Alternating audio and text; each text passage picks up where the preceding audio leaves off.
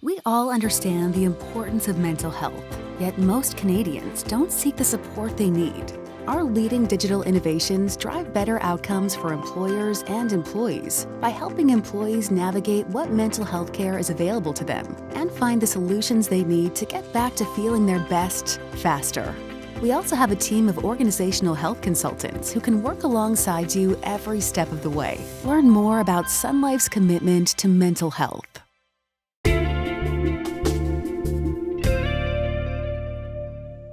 Hello, everyone, and thanks for tuning in to this conversation on the future of mental health benefits for small business. Talent Canada is pleased to be hosting this event in partnership with Sun Life. My name is Marcel Vanderweer, and I'm the editor of Talent Canada, a national media brand for C-suite, HR professionals, and people leaders. I'm joined today by Lisa Villani, Regional Vice President, Central and Atlantic, and Group Benefits for Sun Life. Mario Malatesta, Vice President, Partner Relations at MGA Distribution. Corinne Pullman, Senior Vice President with the Canadian Federation of Independent Business, or CFIB. And Michael Wood, a longtime small business owner in Ottawa and a professor at Algonquin College. Thanks to each of you for joining me today, and I'm looking forward to diving into this discussion on some of the longer lasting effects of the COVID-19 pandemic. Despite emergency government supports, small business operators across Canada have borne the brunt of COVID-19. Issues of mental health, burnout, and increased stress are all associated with pandemic restrictions and lifestyle alterations. Lisa, what sort of pressures has this situation put on business owners and also group benefits providers? Sure, thanks, Marcel. Well, first I would say during the pandemic, everyone everywhere had to address the situation in real time as things were unfolding. I think business owners did the best they could with the information and resources available to them. We have to remember that small business owners wear many, many hats. While large organizations have separate departments for HR and marketing, for example, a small business owner is doing it all. So the pandemic likely put a lot of stress on them, dealing with regular business operations as well as issues like tending to staffing needs or understanding government requirements and policies, etc. It was a lot. It's a real testament to business owners in Canada. They showed tremendous resilience and perseverance through the pandemic. For group benefits providers, we had to address the various restrictions on medications, out-of-country coverage while people weren't able to get back into Canada, and access to healthcare professionals during the early months of the pandemic. With that said, as the pandemic wore on, we saw a significant need from our clients when it came to mental health supports. To address this need, we created a robust suite of content focusing on everything from managing disruptions, addressing organizational health, helping employers understand employee anxiety as we progress through the various stages and waves of openings and closings, etc., and even leadership skills so that they, the business owners themselves, could take care of themselves really as well as their teams. Thank you. Yeah, does anyone else want to chime in on pressures facing small business owners through COVID? Sure, I will. Certainly, as an organization, we do a lot of survey research and found that throughout the pandemic, we would ask an ongoing question on a weekly basis about what are the top issues that are affecting you today. And overwhelming stress was consistently among the top 2 or 3 or 4 throughout some of the more difficult periods of the pandemic. So there's no doubt this was something that many of them have obviously never faced before. And dealing with that overwhelming stress is, everybody's got to deal with it in different ways. So there's no doubt that small businesses were feeling it. I think Lisa said it really well. They wear many hats. They are, they try to sort of absorb some of the worst of it from their employees. But, if you have to lay people off, that is very stressful. Imagine having to lay off many people at the same time. Not knowing when your business is going to reopen, not understanding what the rules were. It's a pretty and continues to be a pretty stressful period. I mean, I think people have gotten a bit more used to it, but the fact remains that it continues to bring a lot of uncertainty to a lot of small business owners. And so I'm glad we're having this discussion today, because I think it's important for us to have a conversation around where do they go to help themselves and their employees. So thank you for having this conversation. Michael, you've got your hand up. Go for it. So to echo what has been said, I owned a small business that I just sold last week, or my 50% last week. We had to lay off 23 people at the start of the pandemic. We were an event production company, we relied on mass gatherings. So having said that, this has been an incredibly difficult time, not only on the staff, but also on the owners. Owners are in a unique situation where we can't go stand by the coffee machine or the water cooler and say, I don't think we're going to make payroll this week, right? It's internalized. They take it home. It's stressful on the entire family.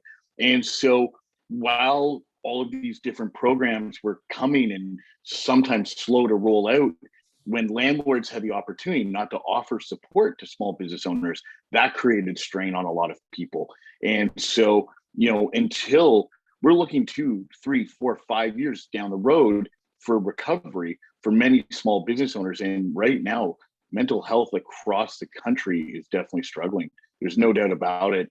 And people are in a tough spot still 18 months later. Thanks, Michael. Mario, do you want to chime in from either perspective, group benefits or small business owners? Yeah, I would certainly want to add something in terms of COVID and terminate or laying off a lot of people, or having that stress about letting half your staff or 3/4 of your staff go. I know in from our perspective and many other small business owners, the reverse could have happened, where their jobs didn't suffer, their businesses didn't suffer, but keeping people getting to work, being actively at work under the COVID restrictions. So in one hand, it's horrible where people are being let go, but on the other hand, where the businesses were not just surviving, some were thriving. And that's a wonderful thing about a business being able to thrive at any point in time, not just during COVID. But then how do you keep people safe? How do you make sure that they will come to work, because you need them to come to the warehouse, to the plant, to the factory, where what they're doing is essential. And that's enormous amount of stress to be able to continue productivity and keep everybody safe at a distance, where, assembly type of work, where they're working, folks at Amazon, for example. I mean, those are larger companies, but there are small companies that supply these large companies that had to work around those restrictions and COVID and keeping people safe while keeping their productivity high. And that was also a really stressful time for those who had thriving businesses during that time. Corinne, some small business owners indicate they are so taxed for time amid future uncertainties that mental health benefits seem impractical for their workplace, let alone themselves. Are small business owners properly equipped to manage this crisis? And if not, what further supports might they be looking for? Well, honestly, I don't know if anybody was well equipped to manage this crisis, to be honest, given its uniqueness and the fact that it was so unprecedented. But having said that, I think that most small business owners, well, I think it depended. Some, I think, were capable of managing through it, but I think a larger proportion struggled with trying to manage through what they should be able to do to help their employees. We've done some of our own survey research on this. It found about 30% of our members told us that they felt fairly well prepared to work with their employees when they sort of recognize that maybe there's something going on that around the mental health. But there's still over 50%, and then that are telling us that they're not well prepared, that they're not really sure what to do.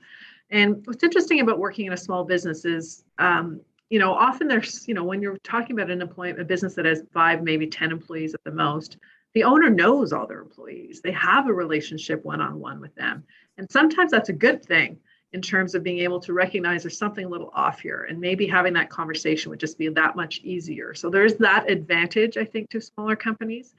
But at the same time, if you want to get sort of external help and try to get other types of resources to help you, it's very difficult for a smaller firm to find those kinds of resources. A few different reasons. So, for example, when you talk about a benefits package, and there's lots of great ones out there. When you're a 5-person business, it's difficult to find a package that fits your business that's affordable. On top of that, if you can even find one, so there's that sort of issue. But then there's also other resources out there that are sort of more broad in scope. But sometimes they're more geared toward larger business environments, and they're just not practical at a smaller business environment. So it's really thinking about what can we do better that can be scaled down to a degree where it's easy for someone who maybe has no clinical knowledge, but can still use some tools that can be in a smaller work environment that maybe can be used both for the employer and the employees. I will say, though, I have noticed through the pandemic, there are more tools that are being produced out there, whether it's online or through an app or whatever the case might be, that may have some solutions for smaller companies as well to look at. But what we try to do is we try to tell our small business owners who ask about these types of resources is to go to their local community health center to see if they have resources available to them. Obviously, if they have a benefits program, to make sure that they know what's available to their employees, and sort of explore the different options that are out there. So it's really about making sure that there are tools that can help a small business owner start a conversation, and then resources for them that they can provide to their employees who may need that help for them to be able to reach out. So, but at the end of the day, it comes down to having that communication between the employer and their employee that's going to ultimately help, I think, anybody dealing with a mental health issue at this point in time. Thanks, Corinne. Yeah, does anyone else want to chime in on that in terms of further supports for small business? Go ahead, Mario. I'll certainly chime in, and especially with the 3 to 10, 15 employees where Corinne and Lisa mentioned about, the employers are wearing so many hats. They're trying to they're all around with everything that's going on within their business. I do believe that our carrier partners have done a great job in producing some of these additional benefit packages that come within a group benefit plan, such as employee assistance programs. Some are even coming out with employer assistance programs. There's, pocket pills for medicine. There's Lumino that Sun Life has that I think has been fantastic. And those are some wonderful additional benefits that have been add-ons that aren't not necessarily a huge cost that is added to a benefits program, because a benefits program, especially to the smaller businesses, it's an expensive item for them to add on to their bottom line. And so many of them are doing it, but those little extras like employment assistance programs go a long way. And I think we as consultants and carriers, I think, could do a little bit of a better job to try to get that out to the business owners, but more to the employees, because I think it's getting to the business owners, but it doesn't really filter down to the employees as well as it should. Though I will say during COVID, I've probably seen it, not probably, I have seen it work better than I've ever seen it work before. Thanks for your insights, Mario. Michael, what's your thoughts on this? Thanks, Marcel. So, with our business, again, we had a unique situation. I'm a college professor teaching in a music industry program. So about 85% of my employees, 50 of them at the time during our busy season, were my former students. So very similar to what Corinne was saying, we do know our staff. We do pick up on things that, we're like, wow, somebody seems to be, struggling or having an off day or whatever the case is. And we'd be able to sit down and chat with them. We offered our staff full benefits, which included obviously mental health and so on and so forth. But, with COVID, as we started trying to figure out, we were the first to close, the last to reopen, we tried to figure out how do we help people? And that's one of the big things. So even outside of, benefits and through insurance and so on, being there for conversations at night, I've become an advocate for small businesses here in Ottawa. Many people have reached out, and even just going for community solutions, distress centers, crisis centers, to have them be able to speak to somebody.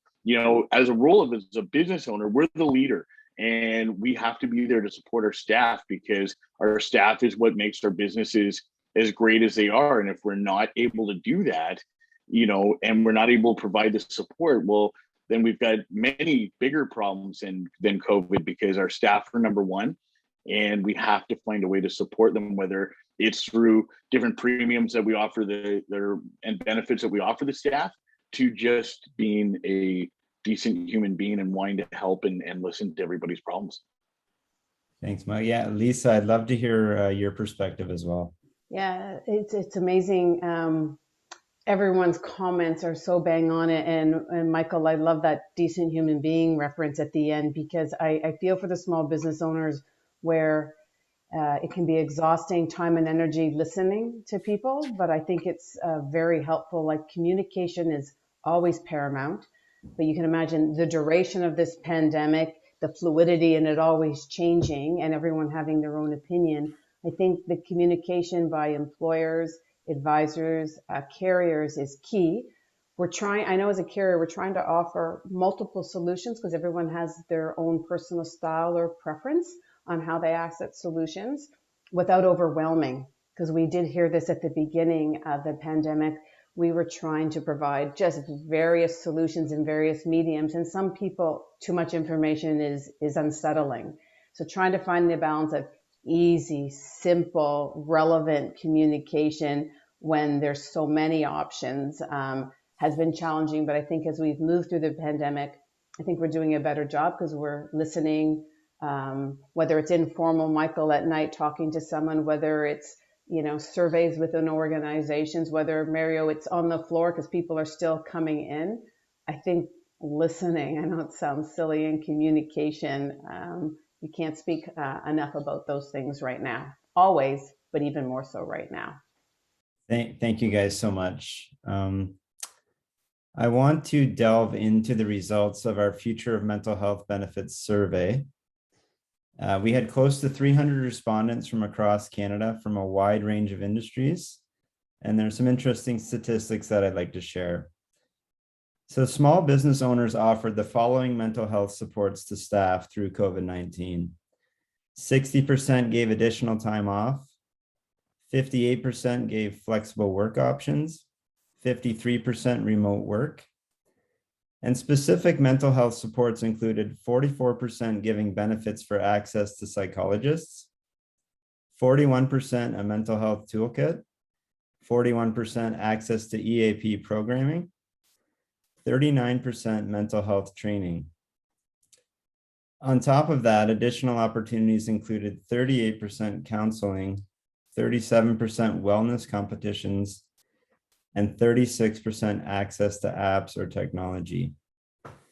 So Michael, recognizing that opportunities differed depending on industry, what do you make of these actions by employers to support their workforce's mental health? I think any actions that people are taking to support their staff are key and need to happen. Now, depending on the industry, if we look at ones that are open and closed and open and closed, especially hospitality, restaurants, hotels, event companies and so on, it's been a really tough time. And so what it comes down to is, if these companies are able to do this, either afford it, remained open, and they can do this is great. And I think we're going to see a lot of these things continue forth, such as remote working, flexible work hours, and so on, which is perfect because, school restarting. People are very stressed about their kids going back to school right now, with COVID-19 still prevalent in our community. And so all of the different things that small businesses can do, that they're able to do, is definitely amazing and well appreciated by everybody. And then the ones that potentially aren't in a position that they can do these things because of service hours and so on and so forth, everybody's got to be patient with each other. Everybody's got to be empathetic to everybody's needs, because everybody's different. I can use this analogy quite often. Your phone, your battery is draining so quickly and you're wondering why. Well, it's because you've got 50 apps open in the background of your phone. And sometimes we have to close these apps to preserve battery life. And we're going to have to do that. Everybody's got things running in the background that we don't know about. So kindness matters, empathy, patience, love, and we'll get through this. Thanks, Michael. Yeah, does anyone else want to chime in on just the reaction that employers have had thus far in terms of supports? I think it's amazing, actually, that the employers have reached out and acknowledged the need for support for their folks. Doesn't matter the size of organization, doesn't matter the industry, the industry that they're serving. I think it's been fantastic. I mean, that's one of the reasons I know at Sun Life we launched our mental health toolkit, and it's so important because it helps folks strategize, and it's online, available when people need it. Often we can get caught up thinking lots of folks work 9 to 5. Well, lots of folks do, but lots of folks don't. Or they're, up at midnight after putting their baby down or getting their kids, math lesson taken care of, and that's the time they have to look for it. So being available kind of when and where they need it is really, really important. And I concur, the when and where is probably more important now than ever too, Marcel. Different people looking for different type of resources. So some online, it's quiet, it's private. Other people, they need to talk.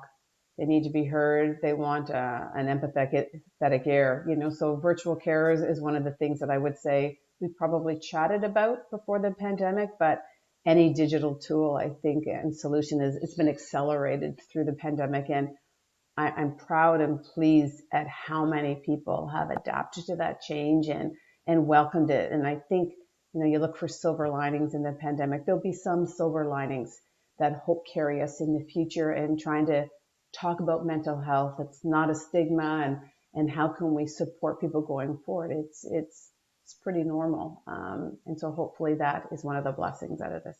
Thanks, Lisa. Mario or Corinne, do either of you want to comment? I really don't know what else to add between Michael and Lisa. I don't think they could have answered it any better than they did.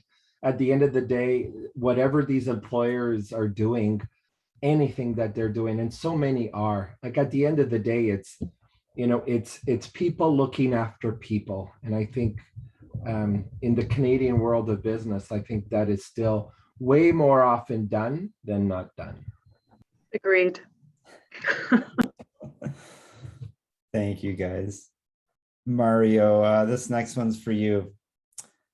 As the COVID-19 pandemic drags on, can employers expect an increase in mental health related claims?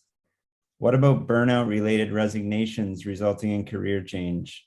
Any thoughts on how this can be prevented? Well, I guess my first thinking or thought is yes. I think there is. I don't imagine how anybody could disagree that mental health is skyrocketed. I mean, we're seeing commercials with different mental illnesses on radio ads, television ads. So there's no question it's at a forefront of people's concerns in people's well-being. I think the flexibility that employers are allowing more now than ever is huge. I look at it myself as an employer. I was one of the worst people to allow people working from home or remotely. Like I was so against it. And wow, has that really turned around, where I think a lot more employers are looking at it and saying, you know what, why not? Instead of no way. And allowing that flexibility where people can have a balance, where they're still looking at taking care of their kids or getting them off to school. And yeah, sometimes they are doing their work from, 8:30 till midnight, or, like early hours into early of the morning, but they're spending time where time is needed for their family.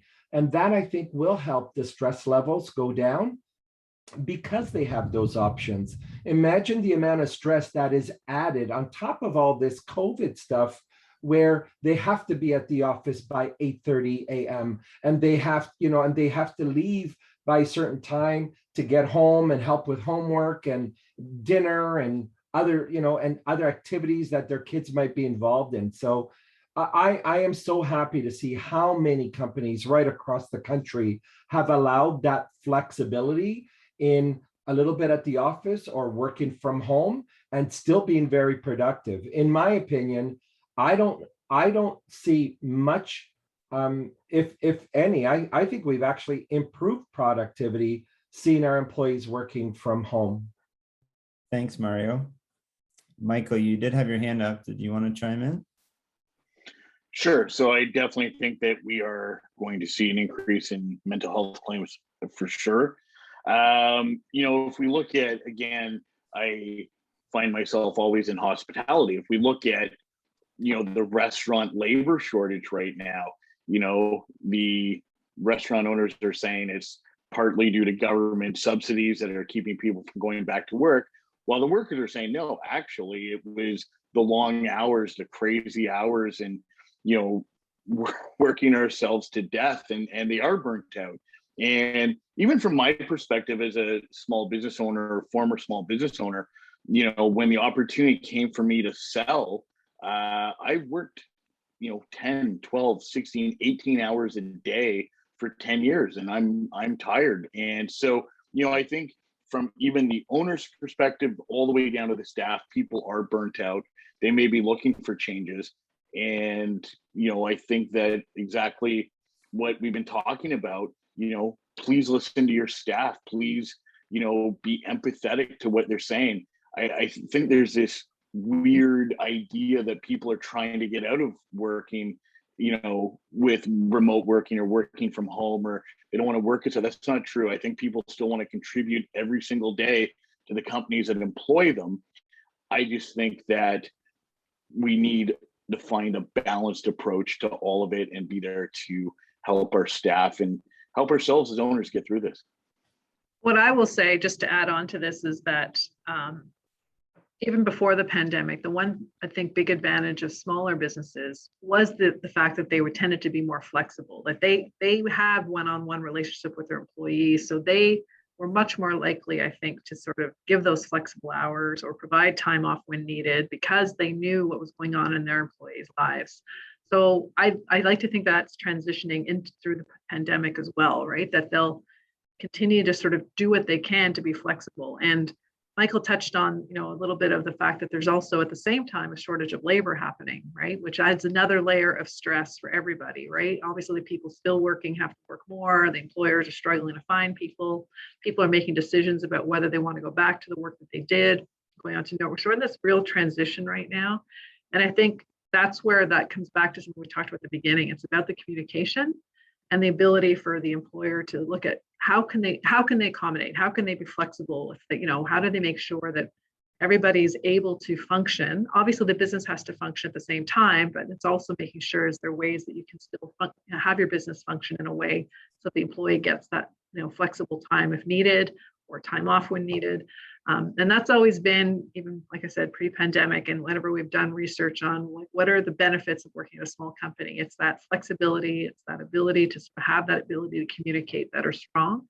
And so hopefully they continue to show that throughout the pandemic and beyond, even as we go through these stressful times, and take stock or take some value in that as a small business owner, that you are offering something that is going to be, I think, seen as an advantage by a lot of employees.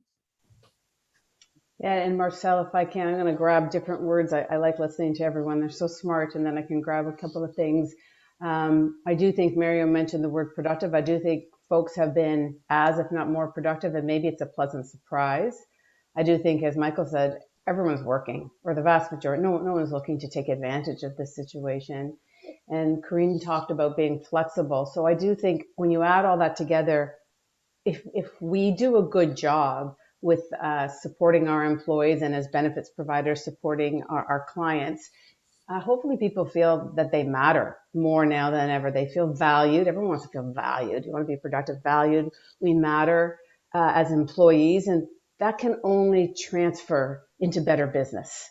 People talk about happy employees, but happy, satisfied, engaged employees will transfer into better business, because I think employees are feeling valued. And I hope as small business owners and all businesses look at, I like to use the 80-20 rule, but even if it's 95-5, 95% of people are busting their butt trying to help the small business owner keep their doors open. So let's not focus on what we need to do to manage the 5. We can do that after when we have the luxury of time, or maybe they'll find a fit somewhere else, but let's focus on the 95 who are really doing everything they can, because, we've all said it, but this is Canada. We're helping each other to stay afloat. And I think at the end of the day, those core values on who we are is what's going to make a difference, especially to employers Corinne said, as they attract in maybe new staff, new folks, new talent, because they're offering that flexibility and the employee feels good about that. Thanks to each of you for your encouraging words. I want to go back to our survey for a moment. And in addition to time off, small business operators state that counseling services, 56%, and an easy-to-use mental health kit via their benefits provider, 51%, would be of most benefit through these times. In fact, 55% said mental health benefits would make a difference to their staff. So Lisa, what do you take away from these responses? What do mental health benefits look like at present, and how might they be improved as a more practical offering to small businesses? What's the right size approach here? Yeah, it's a good question. Got some thoughts. So I definitely believe that providing flexible mental health support that fits an employee's unique needs can empower them, quite frankly, to take action and to take it earlier to improve their mental health and wellness. For example, as I mentioned earlier, some employees, they want to be private, so they may prefer the whole self-guided online sessions. Other people, they may want to talk to somebody, maybe even in person, maybe virtually. So it's critical to make it easy for all employees to have access to diverse benefit and wellness solutions whenever and wherever it suits them best.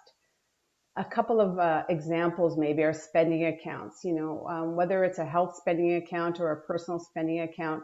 These types of accounts offer customization and can increase choice for employees. They can also provide a greater cost certainty for employers by allowing them to control how much money is placed in these accounts, as an idea. Some other mental health supports, such as larger maximums for mental health treatment. I think Mario mentioned it, employee and family assistance programs, digital health innovations. These are all programs that can be leveraged to support employers while they're trying to help their employees.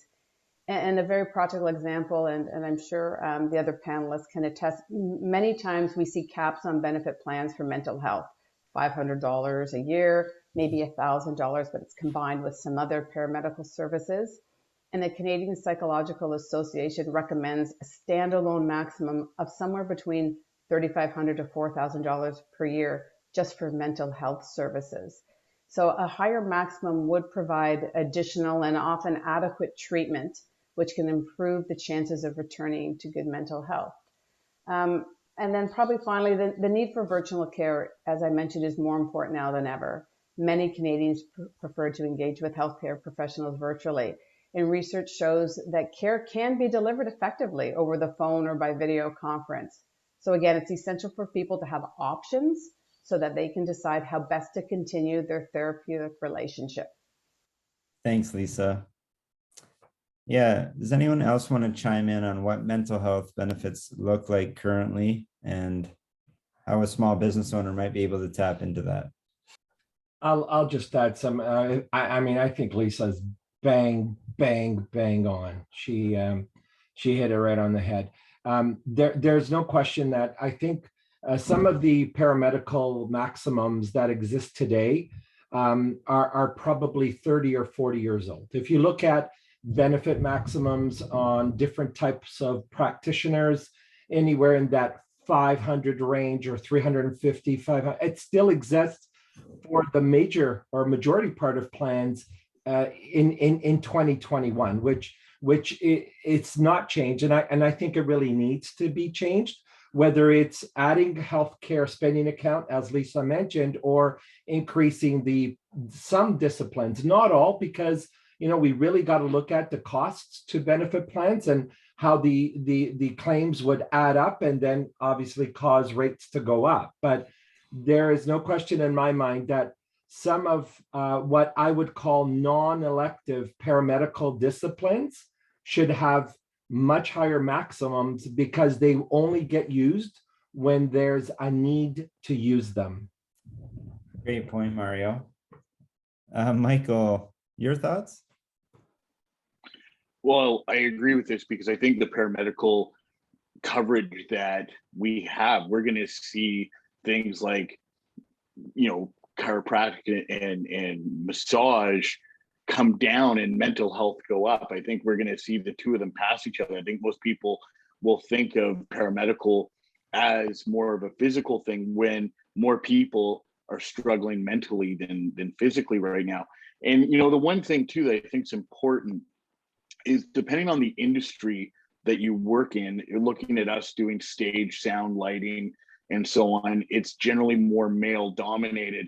And men, I think, historically have a harder time, reaching out and saying, hey, I've got this problem and I want to talk to somebody. So making sure, that whatever people need, it's discreet, and that, discretion is king here, where, people know that they can go and get the supports and, they can come privately and ask. And this is a private issue for many that maybe feel too uncomfortable, come forward and say, look, I need this support. I need these benefits as part of my package of working here because, I do need to speak to somebody.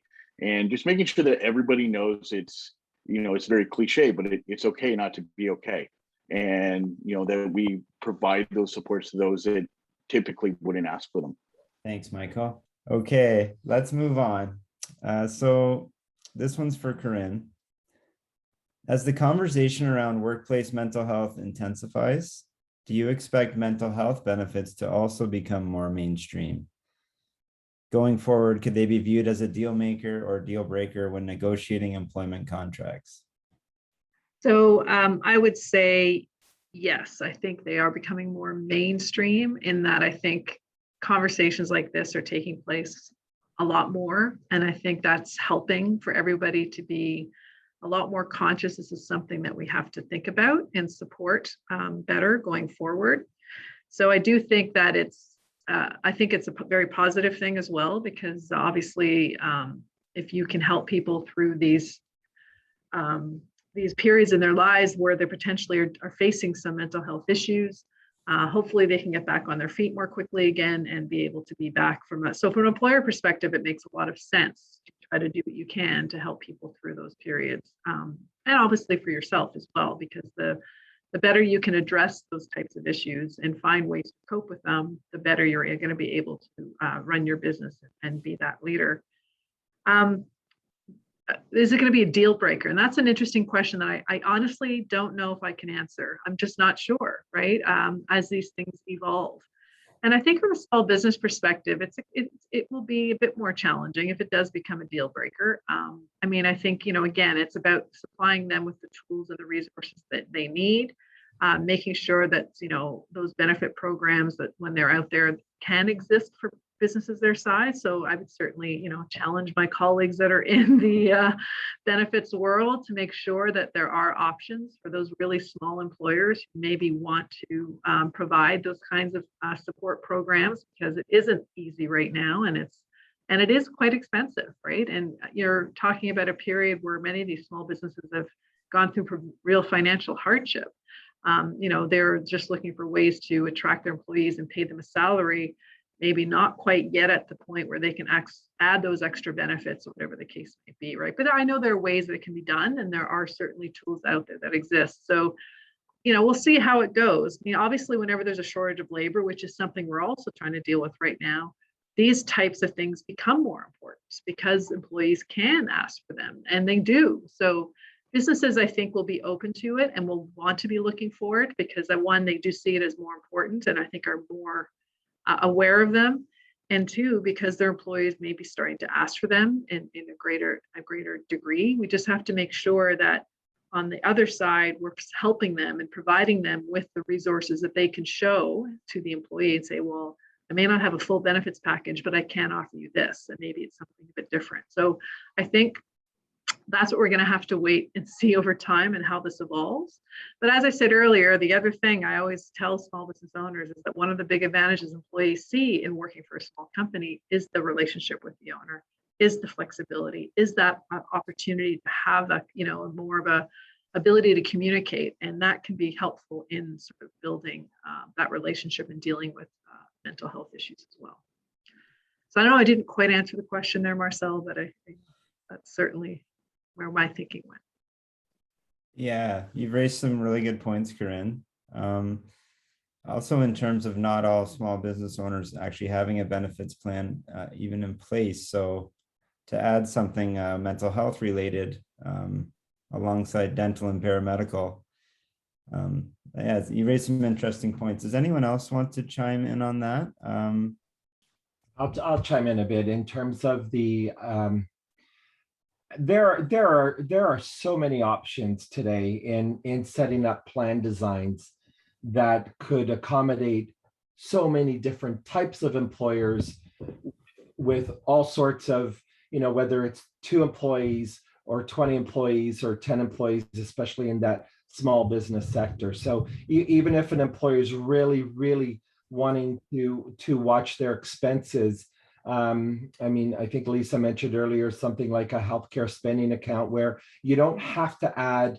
I've always been one to talk to employers about maybe you walk before you run. You don't enter a new program for a small business that is fully loaded with all the bells and whistles. But there are many options available where you could start to give either just a certain amount of dollars that could be used for expenses like, different types of practitioners or medicine or dental, where it's super flexible, but people use those benefit dollars, if you will, for what is important to them. But there's a limit to them so that the employer isn't, fully at risk to, come up with usage that is way beyond what they can afford. So there are a lot of options, and the introduction of employee assistance programs to more companies that are on the small business side, I think is something that we have to start to see more. And I do believe our advisors and consultants of benefit plans right across Canada need to identify and present those options more often than they do today. But I do believe that even if they don't present them, I think there'll be more and more employers asking for them. Excellent follow-up, Mario. Thanks.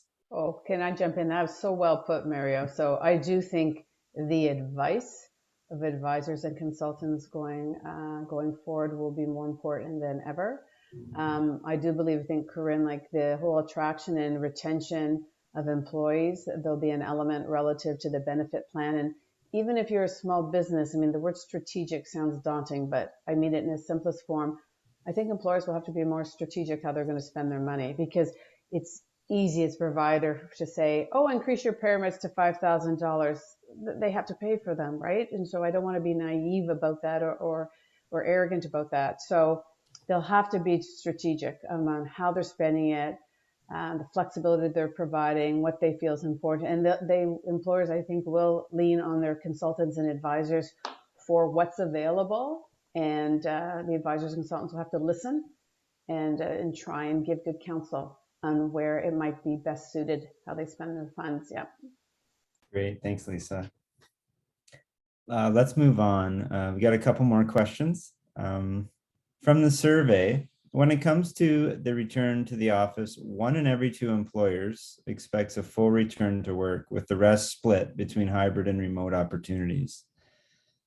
Mario, do these survey results surprise you? And how can the return to office conversation foster improved employee mental health?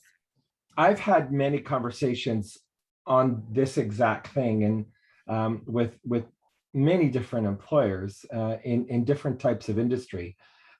In my opinion, from what I've seen, and perhaps Corinne's going to have better numbers from surveys, but I kind of look at it in three parts. 1/3 of employees don't want to come back. 1/3 employees want to come back and really full time at the office. And 1/3 is almost like, wow, I kind of like to sit on both sides of the fence and have the best of both worlds. And that's a really round figure. I don't have any surveys that suggest that that is accurate. But I kind of look at it from our office and some other employers that I've talked to, that we kind of feel the same way. At the end of the day, I really, really believe employers need to be flexible about it.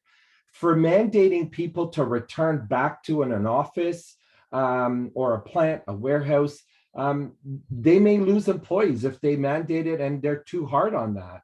And there's a war on talent. There's no question. There's a war on really good people getting hired. So I don't think small business employers have a choice. They need to be very flexible and accommodating to maybe either give time for that, return to work to an office environment or a warehouse or a building, or try to have a little bit of both. Because I think that little bit of both is a win-win for the employer, the employee, and their families. Thanks, Mario. What about you, Michael? Well, I understand that there are people that want to work remotely. There's some people that want to do a 50-50 split, and there's some people that want to go back full time. I think this is a bigger conversation to have, though, because if we look at downtown cores where there are businesses and so on and so forth, there are restaurants and coffee shops and other businesses that rely on people coming back to work in order for their business to survive. So again, throughout this entire thing, whether it's been, advocacy and lobbying the government or trying to figure out how to bring employees back, we need to find some degree of balance, because as people don't come back to work, well, that has a chain effect down the line of the people that do require staff to come in to be a customer and go and get a donut at 1:00 in the afternoon, or get a cup of coffee, or have a lunch meeting. So I think that it's more complicated than just finding, who's going to come back to work, who's going to work remotely, because there's people's livelihoods. One of my best friends has a sandwich stop in a business park. And as an example, the big building next to him was Canadian Border Services, and all of their staff are working at home, and he's lost all of his customers. So it is a tough situation where, yes, we need to find some degree of balance, because there's other people that are counting on people coming back to work other than just the businesses that employ them. And I might just jump on that a little bit. I would agree with Michael. I think it is a bit more complicated a question, because there is flexibility will be important, but there are businesses too that there's no way they can allow people to work from home. It's just not how the business is structured, right? Like they have to come into a factory, or they have to come into a plant, right? So it is a bit of a challenging one to answer well. I also think, so I would agree with Michael, plus there's implications if they don't come back that may be beyond just the company. But I also think that there's a mental health component to this as well. Yes, working from home for some people, it probably is better for their mental health, but for many other people, working in an office is better for their mental health, as I think you implied also, Mario, that 1/3 that wants to go back to work, because that's the social. But there's also the group in there that they don't know what they're missing by not being back in that sort of social environment. We've all become homebodies to some degree, and we're sort of used to being by ourselves. And there is something to having that social environment again and being able to interact with others. And, and it's been a long time for many of us, and we kind of forget what that looks like and what that means. And so I think there's that piece of it too, and I think everybody has to figure that out for themselves and what's the best work. But I think until we get back into sort of comparing the two, I think there's some good mental health in going back to an office and being away from your children running around, whatever the case might be, right? So it really depends on each individual. So we'll have to see. And some people may have to be forced back, but some people, they're going to have no choice because it's just the structure of the business they're in. So hopefully we can find other ways to then help alleviate that. That can't be the only solution to helping address mental health. It's interesting because Mario used the word mandate. And so I have to admit, for some organizations, if they're mandating, it's not a need, as you mentioned, Corinne, by the type of business, if they're mandating just because, or it's always been that way, or there's no good explanation, I think that's going to turn into a longer term problem. I think we talked about communication earlier, asking people, listening to them, and whatever decisions made today isn't necessarily the right decision tomorrow. So I think if we communicate, and even Mike, to use your words, like why does a small business or any organization land on hybrid, flexible, return to work? I think sometimes folks, when they get information, they understand the reasoning. They might not love it, but they may accept it if they're, the business needs it, our clients need it, this need it. It's the lack of communication or walking in the other person's shoes and trying to understand. I think that causes more problems, or at least as many problems as the actual decision. But it will be interesting. Some of your questions, Marcel, if there was one answer, this would be a short panel discussion, but there isn't one answer, and the answer today is likely different maybe than the answer tomorrow. We'll have to see how it goes, but if people are authentic and open to that, I think most people would appreciate it and be okay and be on board. Yeah, great points from each of you. We kind of all work together to complete the picture there. Just one more question, and let me lead into it with this. Despite the obvious issues and tragic consequences associated with the pandemic, employers responding to our survey also listed a variety of positive impacts, including higher productivity, as Mario mentioned, increased flexibility, more time for family, strengthened mental health programs, and increased awareness of mental health issues, and more. I'll direct this to you, Michael. Can you comment on the positive impact the pandemic may have had on specific areas of the workplace?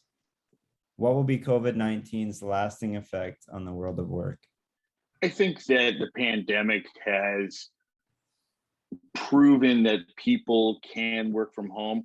I'm along the same line of Mario. Mario said at one point, I think that he was not a big fan of people working from home, and I wouldn't have been either back in the day. But I can speak from this personally. In March of 2020, I was in full panic mode.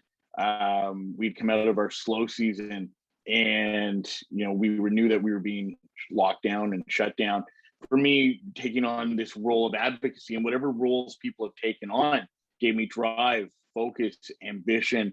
And so, for me personally, the pandemic helped solve the crisis that I was going through in mid-March, end of March.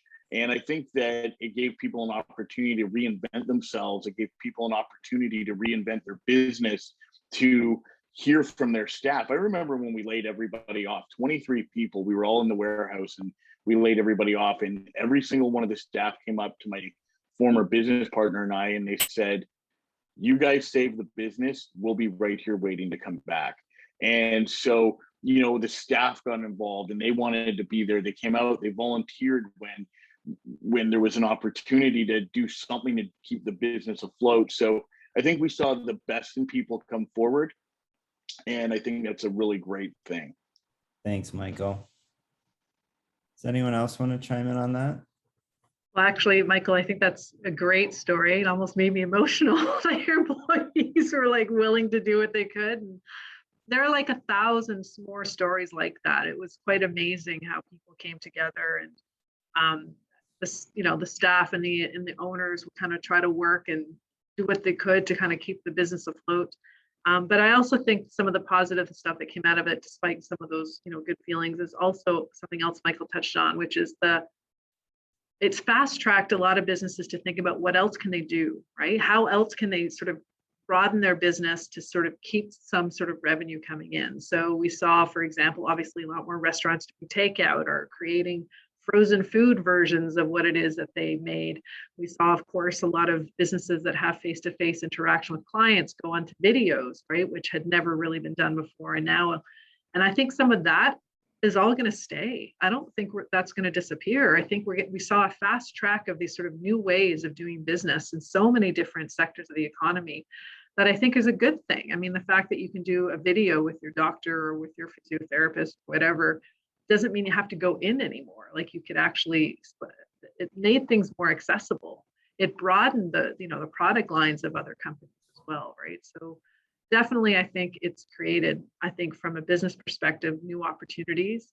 And I think also, the subject here today is mental health. I think it also helped broaden the understanding of what we need to do to help people through a pretty stressful time. When you have basically millions of people going through it at the same time, suddenly it becomes a much more important issue to tackle. And I think hopefully going forward, that momentum will continue and we can continue to have programs that will be of use for, whether it's an employee, an individual, an employer, available for them should they need it.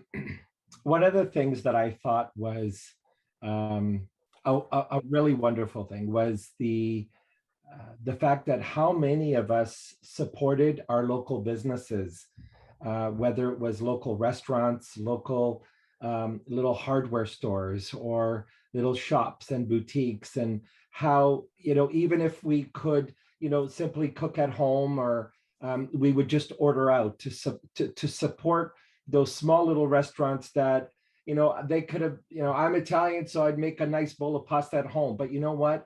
Why not support some of those local restaurants? And there's a small restaurant not far from where I live, and they're European. And the son actually posted on online. I don't know if it was TikTok, LinkedIn, I'm not sure what it was, but it was basically, hey, local folks in the area, support my mom and dad. They're trying to run the restaurant and, stay afloat and pay the rent. And it really hit a lot of people in our neighborhood that, a lot of us started ordering from there, even if it was once a week or every other week, to make sure that, they did survive and they could pull through this pandemic and come out of it with a business that's still there. So that was something that I thought was amazing, that was happening right across the, the areas in Toronto and GTA, or probably right across Canada. Yes, Mary, I hear you. There was a lot of local restaurants in our place, and I already liked ordering out, but boy, did I up that ante, I tell you, that's for sure. And if I could, a couple of things, the pandemic, it's not a direct answer to your question, Marcel, but really impressed and wowed by everyone, small business owners, employees, everyone, with how resilient we are.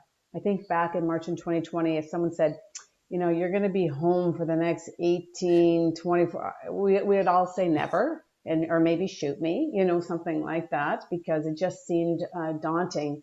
But people really, really resilient. And I think Corinne said fast tracked, and I was thinking the same thing. It really pushed forward innovation fast and furious, and all businesses everywhere. But, we're talking about mental health, so different things to support mental health. And, maybe it brought the mental health discussion to the forefront, across the country, and we're all talking about it. And, the range of emotions, everyone's dealing with something somewhere. Some people are more, public about it because they need that to help, and other people are private. And hopefully it's given us all pause to say, let's judge second, like seek to understand first, maybe not judge at all, quite frankly. And how do we help one another in this discussion, and not just across Canada, but obviously globally, but we'll worry about Canada for now. I think that's a great place to end this conversation on mental health, is with the positives. So thank you, everyone. That concludes our discussion for today. And for those listening in, please stay tuned to talentcanada.ca and the fall issue of Talent Canada magazine for a summary of these insights, as well as further data from our online survey. From all of us at Talent Canada, all the best as you navigate the world of work through the duration of the pandemic. Take care.